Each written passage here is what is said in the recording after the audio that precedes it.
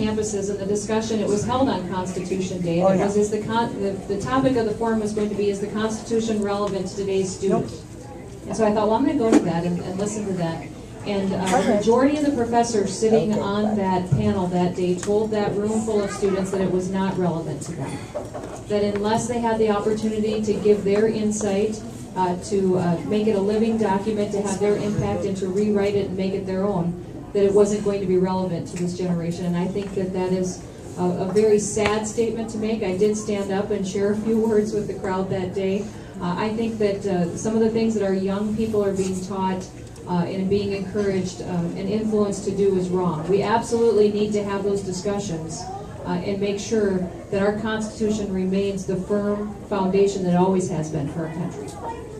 Yes? I believe you indicate that you're a farmer rancher. However, according to the filings, you don't have any ownership in your family's corporation or any income from it. I'm wondering what your input is for farming ranching. Yep. No, I farm. Yep. The question was that according to the filings, I'm not active in my family farm, and I'm not. I got bought out a year ago. But I've farmed my entire life with my family in a general partnership called Rakota Valley Ranch. And a year ago, I was bought out of the partnership by my two brothers. So I still have land and own land and pasture and crop ground, but I'm not actively engaged in their partnership anymore. You're right. Yep.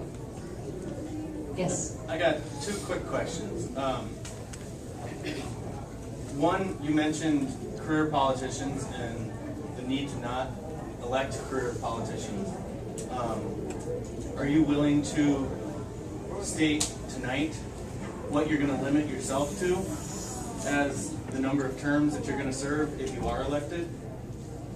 And my other question was, have you read the 5,000-Year Leap?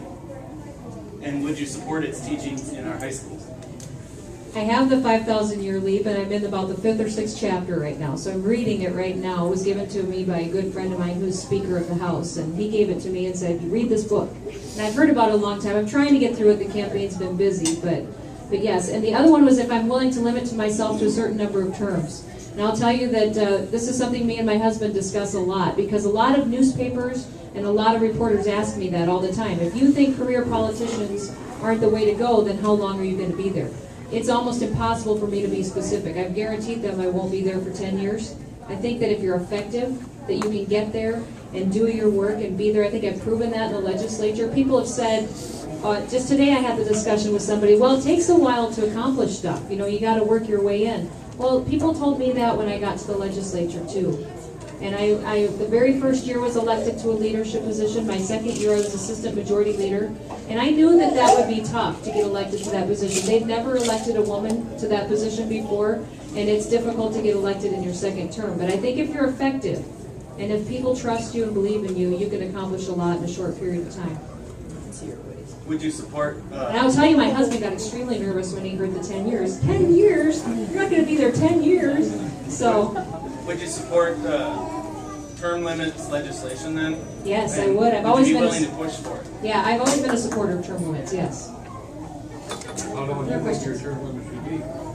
Well, you mean at the federal level? Yeah. I think I could make a better informed decision after I've studied it. I haven't studied it, but I think you know, the Senate terms are different than the House terms. The Senate terms are 6 years. I think you know, two to three terms at the most should be what a Senate term would be. In the House, you know, the 2 years makes it a totally different situation over there. So I would say, you know, 4 to 5 terms would be. But that is off the top of my head.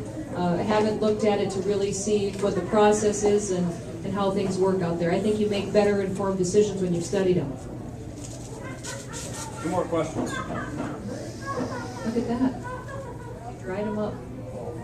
Well, I want to thank you guys very much. Yes? Where was the forum at? That's with the students? SDSU. Yep. Well, and I just want to thank you very much, and I'm going to ask for your support on June 8th, and I'll give you a little update on my campaign. We have overwhelming momentum right now. I think people across the state are getting very excited about our campaign. Places that we have gone the last week, we've run out of campaign literature, we've run out of signs. People are driving by us on the road, honking and giving us thumbs up. They recognize the fact that we have an opportunity